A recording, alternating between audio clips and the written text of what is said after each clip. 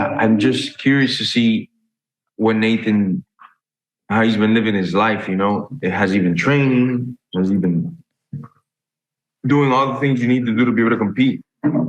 Um, from what I hear from Jake stays pretty much training year round, and from what I hear from people in the circles, he comes a lot to Miami, so I always know he's at certain gyms. He's been staying in there grinding. It's boxing. It's his first boxing match. There's a lot of advantages that Jake has, I think, going into this fight.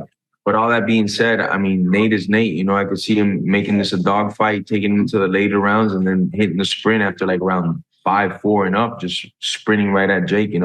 I don't think Jake's ever met. Nate's not the best athlete for sure, but he's never met a competitor like that just won't take no for an answer. If he doesn't knock out Nate dead, Nate's gonna find a way to get back up and get in his face and keep pushing that pace and make him run a hard mile, run after round after round. So I'm very interested to see this fight. It's kind of one of those where I wouldn't be surprised if this guy won or that guy won. I know that's a very broad answer, but I feel like either one of them could win on the right night. You're sitting on the fence. Yeah, I'm sitting on the. That's a good term, right? Because Nate's a grizzled veteran with a lot of experience, and Jake's a new guy who's on YouTube. He's got the money and the amenities to surround himself with the best people and dedicate himself to fighting, and he's younger and more explosive. And I think Diaz's boxing is good for MMA. It's a completely different thing. Yes. It's a completely different thing. So are you leaning Jake? Yeah. Yeah, I know, but I do wish like Nathan roll with the OG Nate. Yeah, I roll with the OG Nate, man. I got nothing but love for Nate.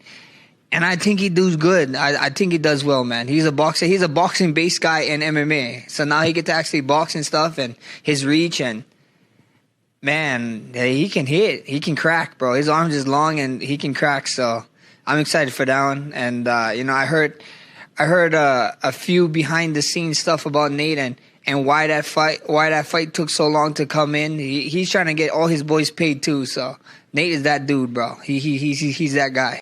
Nate's been boxing such high-level boxers his entire career, boxing, sparring, just straight boxing, working with boxing coaches for so long. I think Jake's going to be a little bit more bigger. I think he's going to be a little bit more powerful. Got it? But, right now, I don't really know. I do think it's going to be more of a competitive fight than, most people think. I don't know what Nate's going to do much different than Anderson. I guess they have different styles, but both southpaws. Is it 8 rounds? 8 rounds, yeah. 185. 8 rounds.